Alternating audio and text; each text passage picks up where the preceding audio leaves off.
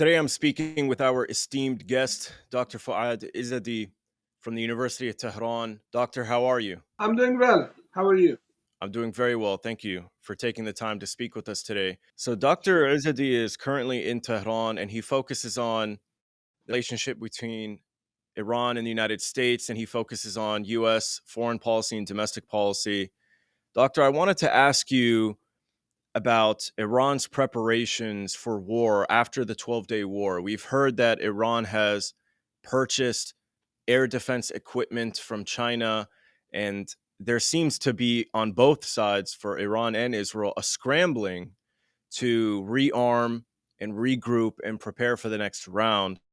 Can you speak to us about how Iran has reacted to the 12-day war and how they plan to defend themselves in another round of hostility with the state of Israel and the US potentially? This was a surprise attack. The Iranian foreign minister was supposed to go to Muscat in Oman and for the sixth round of talks. Uh, Steve Witkoff had announced that he would be in Muscat just a few hours before the attacks.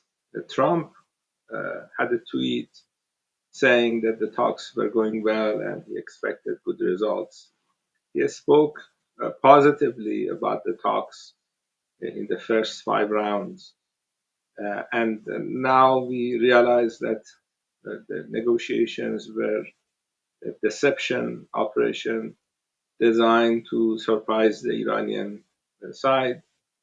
There were people here that thought if negotiations fail, you would have uh, an attack by the other side. But a few people thought that the other side would attack in the middle of negotiations, and this is what happened.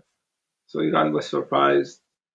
Um Iran was attacked by two nuclear weapon states. Iran doesn't have a nuclear weapon, and the conventional weapons that Iran has isn't enough to make sure that the country is not attacked because Iran was attacked.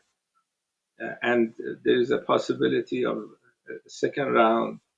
We don't know when, but I think the country will be surprised again.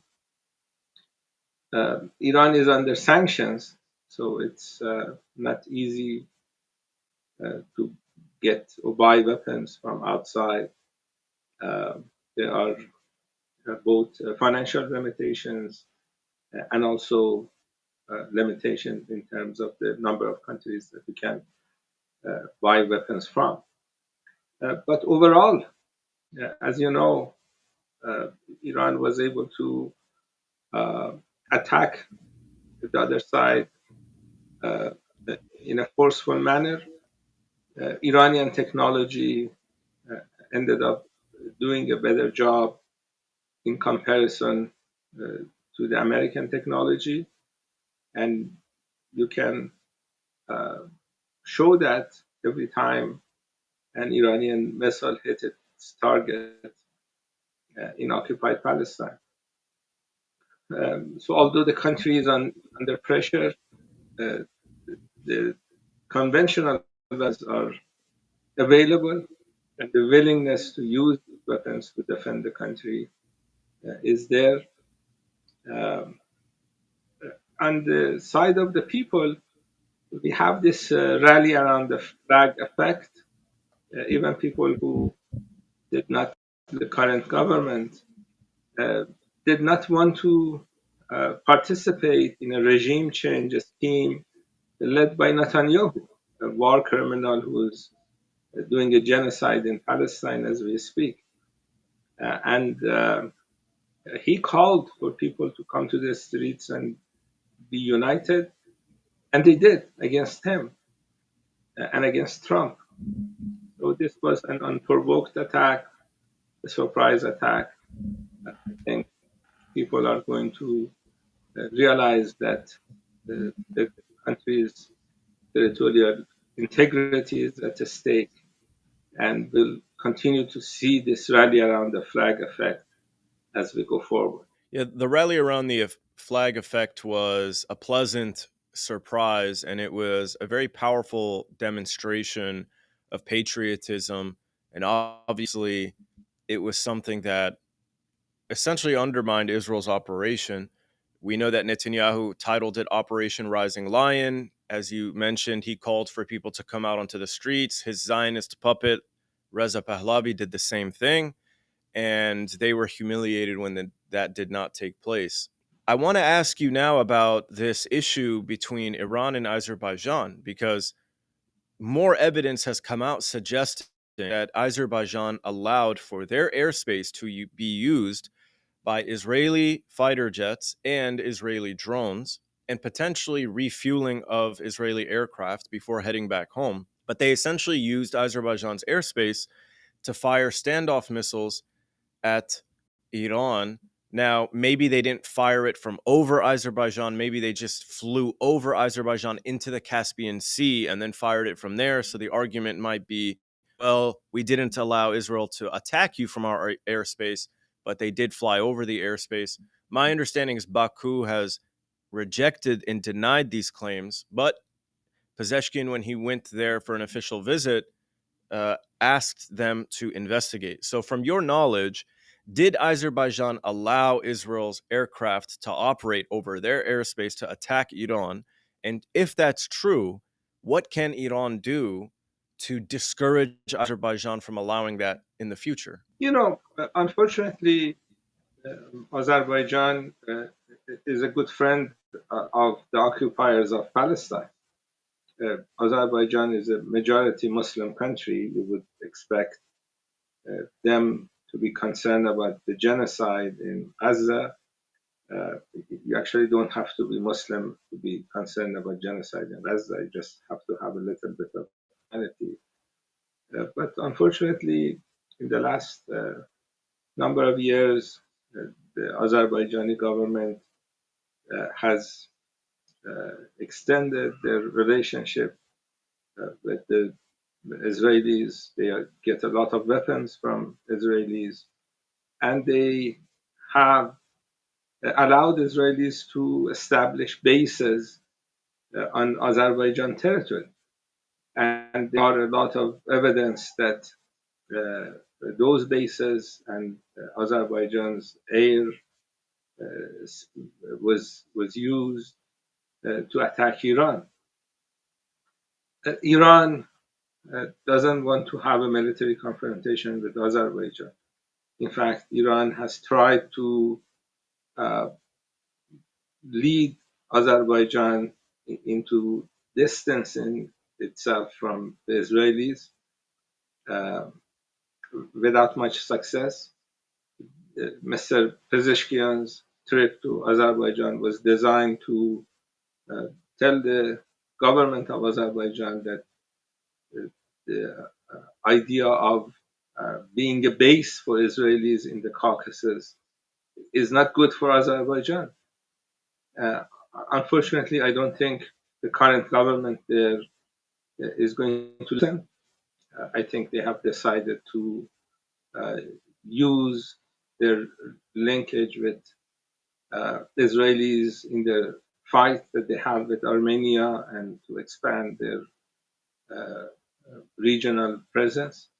I think this is a mistake, but this is what they have decided to do. And I think Iran's government patience will run out sooner or later. Iran's president, Dr. Pezeshkian, is Azeri himself. He's from Tabriz, from the Azerbaijan region of Iran. And he particularly doesn't want to have a military confrontation with the other side, but it seems that no matter how much the Iranian government tries to lower tensions with the Azerbaijan government, it's not working out. So you mentioned that Iran doesn't want a confrontation with Azerbaijan. So it isn't just Pezeshkian. Iran can't really afford at this time to be fighting more than one party. So I don't imagine that Iran is militarily going to get involved. So what can they do realistically? I mean, is there the potential for them to fire a couple of ballistic missiles? Will they somehow sanction Azerbaijan? Does Azerbaijan depend on Iran for any kind of goods? What exactly can Iran do to kind of exert leverage over Azerbaijan in order to prevent this behavior? The idea behind regime change in Iran is to balkanize Iran, to break Iran apart. And I don't know if you saw that article by Dr. Michael Hudson, this economist. Uh, he recounts, he wrote it a couple of weeks ago, he recounts a meeting he had in the 1970s uh, where uh, balkanization of Iran was discussed. One region that would break apart from Iran would be the Azerbaijan uh, provinces. There are three Azeri speaking provinces in Iran. And the Israelis have this design to break these provinces away from Iran if their plan for regime change is successful. And I think this is what they have sold to the Azerbaijan government, that if the Azerbaijan government cooperates with Israel, if you see a change of government in Iran, the government that will replace the current government would be a weak government, would be a puppet government of United States and Israel. And then the Azerbaijani military can move south and take over these three provinces. This is the dream they have. This is the plan that they have. The only problem with that plan is that you are not going to have a change of government in Iran. And Iran will remember the actions of what the Azerbaijan government has done in the last number of weeks and months. And this is not going to be forgotten. As you said, and as I said, Iran doesn't want to send ballistic missiles into Baku. At the end of the day, uh, Azerbaijan is a neighboring country. Iran has not attacked any of its neighbors in the last 200 years. Iran defended the country after Saddam attacked Iran in the 1980s. But Iran has not initiated an attack on a neighboring country for centuries now. And Iran doesn't want to do that. Uh, but as I said, the limitation on patience here is not going to be unlimited. Sooner or later, I think Azerbaijan government realizes that listening to the Israelis or having Israelis direct their foreign policy is not a good idea. I want to ask you about the situation currently unfolding in Syria. So it seems like the new government is struggling to maintain the territorial integrity and the security of the state of Syria. There are different minority groups, armed factions all around the country, and they're not necessarily abiding by agreements that they may have made with the central government, and there are disputes and fights and things of that nature. Obviously, the central government tried to get involved in Suwaida in the south, near the Jordanian and Israeli border, occupied Palestine. And the Israelis used the excuse of protecting minorities. Obviously, we know they don't actually care about minorities, but they got involved and they bombed uh, the Ministry of Defense in Damascus, and they bombed the armed groups belonging to the central government that moved to Suwaida. In response, we saw both Hezbollah and the foreign minister of Iran, Araghchi, condemn the aggression and maintain that Syria's territorial integrity must remain intact.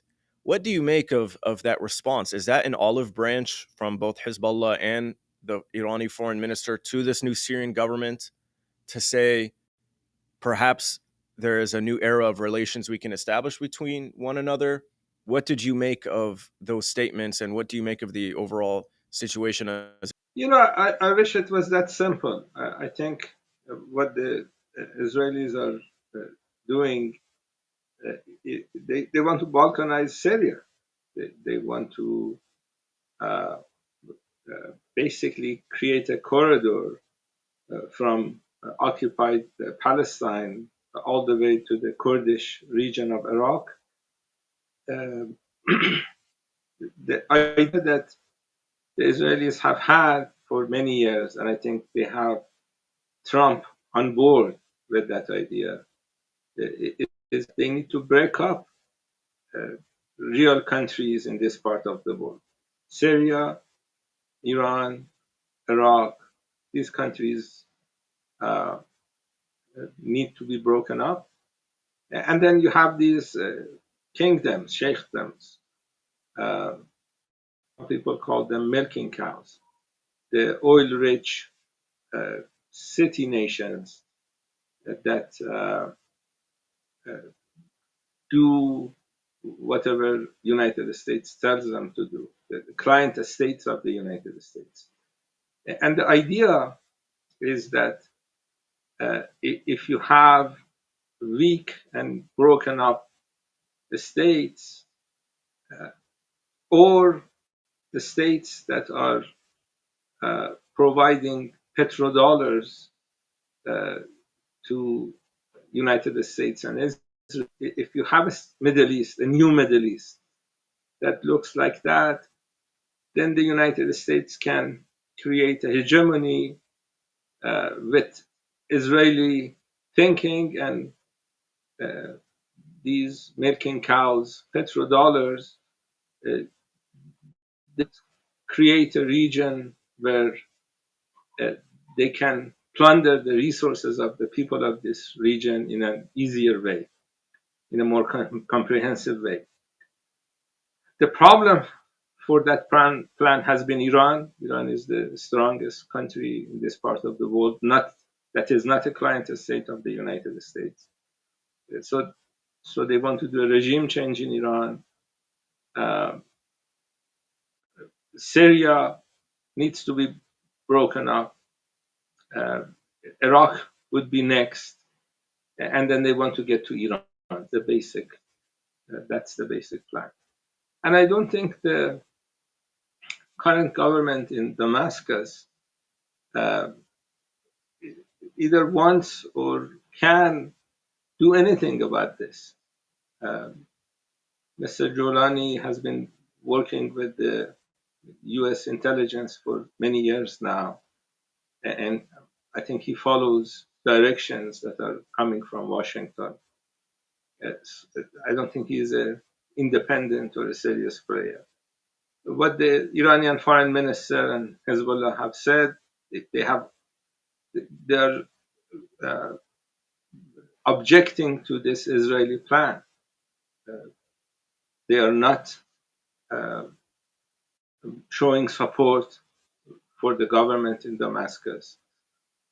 I think Mr. Jolani is not going to be able to do much, but the hope is that once the Syrian people realize what is happening to their country, uh, they would rise up against this plan. So if Mr. Jolani changes his mind, if he joins the resistance against the Israelis, which I seriously doubt, then that would be a good choice for him and for Syria. If not, sooner or later, uh, you will have a resistance front in Syria fighting Israeli occupation, the same way that you had a resistance in southern Lebanon fighting Israeli occupation. And Iran would be a supporter of that resistance, the same way Iran supported the resistance in Lebanon. So on one side, you have this axis of resistance, people who are familiar with this culture of resistance. And the other side, you have a genocidal regime supported by the United States government. And this confrontation is going to go on for some time. Couldn't the new government in Syria potentially allow for Iran to send weapons or turn a blind eye towards sending weapons to Hezbollah in Lebanon, as a kind of middle finger to the Zionist state in response to their aggression? I know that I agree with you when you say it's unlikely that they'll join that Jolani will join armed resistance, but potentially he could turn a blind eye, maybe not out of love and support for Hezbollah and Iran, but as a negotiating tactic, with the Zionists. So, what do you think about that? If he wants to do that, then he needs to cut relations with these intelligence services that he has been working for. Uh, he can do that. People can change.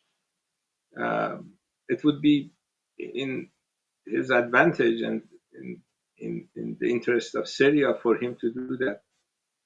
But so far, what we have seen from him is following directions, and I hope what you suggested becomes true. But I don't see any serious evidence uh, showing that that will happen.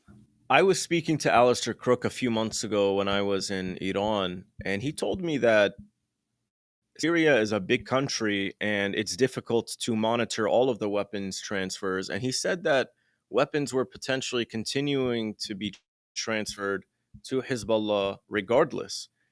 Is this true to your knowledge? Is are weapons still being able to be funneled through Syria to parts of Lebanon so that Hezbollah and other resistance groups can gain access to it, even with the new government in Syria cracking down on this? Obviously, these issues are secret. Very few people know what is actually going on. Uh, what Alistair Crook says is correct. Syria is a large country. The borders are not that secure. So potentially that would be an option that is available. But whether that option is being used, we know Israelis are monitoring the situation in Syria.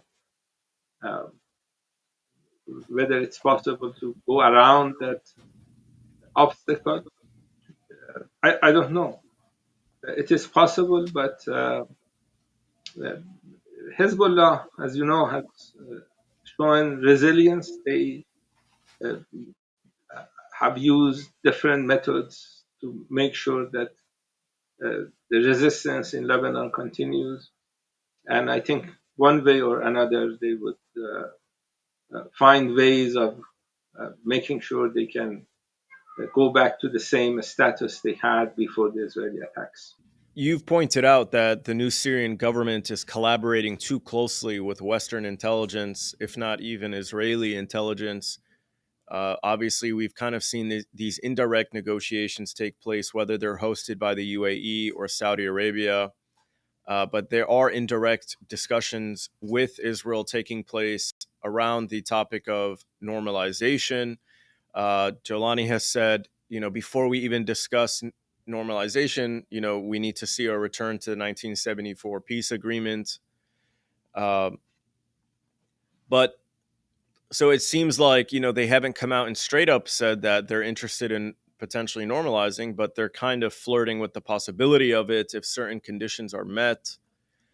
That being said, though, is it idealistic or naive to think that Iran can find any kind of rapprochement with this new government in Syria by saying, look, we have, in the same way that Syria is trying to tell Israel we have a common enemy, Iran potentially obviously could tell Syria, despite the last 14 years of conflict, we have a common enemy.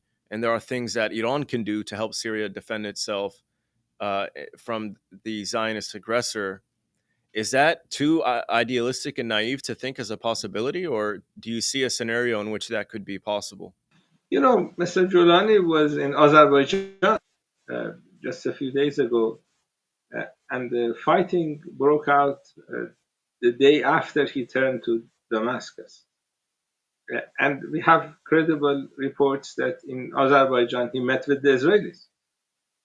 Uh, so I think he's being used in a larger uh, geopolitical uh, setup that the Israelis and Americans want to see uh, in this part of the world, in West Asia. And I don't think Jolani uh, will be allowed to do what you just said. I think as soon as uh, he moves towards that direction, I think he will be assassinated. I think he will be eliminated. Uh, as I said, I think Golani is not going to change. He, he has been working with these intelligence agencies for a number of years, uh, and he realizes that it's very easy for them to eliminate him. So he's going to continue what he has started a few years ago. But I think I have a lot of hope for the Syrian people. People in Syria have this uh, history of resisting uh, occupiers, whether they're French or they're Israelis or other people who have tried to take over Syria or break Syria apart. So I think that the spirit of resistance of the Syrian people would prevail at the end of the day. And I don't think the plans that Americans and Israelis have would actually become successful. Dr. Izadi, just a final question. I know it's difficult to predict, but what do you think happens next between Iran and Israel? Do you see a conflict in the next few months? Do you think that this rearmament is potentially a few year process, or do you think the Zionists need to take advantage of the short window they have with the Trump administration to kind of get the conflict that they want? I think Trump has given both the Gaza portfolio and Iran portfolio to Netanyahu. So Netanyahu can basically do whatever he thinks he needs to do, and he would have Trump's support. Uh, for the people who voted for Trump, uh, believing America first, the slogan, I think they need to reconsider, at least when it comes to US policy towards West Asia. It's Israel first. This is what Trump did in his first term. This is what Trump will do in his second term. Uh, so Netanyahu has about 3.5 years to implement uh, this dream of balkanizing this part of the world. And he will have Trump's support in doing this. Uh, as I said, they are not going to be successful. This may be the beginning of the end of Israel uh, because they have taken, uh, uh, they have started a project that they're not going to be able to finish. The project is bigger than Netanyahu or Trump or anybody in Israel or the United States. But they're going to try. And they think they have a timetable, 3.5 years, to uh, finish what they started. But I think they would be surprised to know that the resilience of the people in this part of the world will prevail. You cannot have a genocidal regime in 21st century, killing an average of 25 children on a daily basis. Um, this is not going to happen. The dreams of taking over West Asia is not going to materialize. And what we see in Tehran is a nation of 90 million people united to make sure that uh, Israeli American plans for Iran are not going to be successful. Dr. Izadi, thank you so much for your time. For those of you interested, I will put information on the screen for where you can follow Dr. Izadi's work and continue to see his discussions. He does a number of different podcasts with many different platforms, both in Iran and the region, but also globally. Dr. Izadi, again, is an associate professor with the World Studies program at the University of Tehran. So it was a pleasure to have you, Dr. Izadi. We hope to have you Thank on you. again. Thank you. Take care. Thank you. Trust nothing.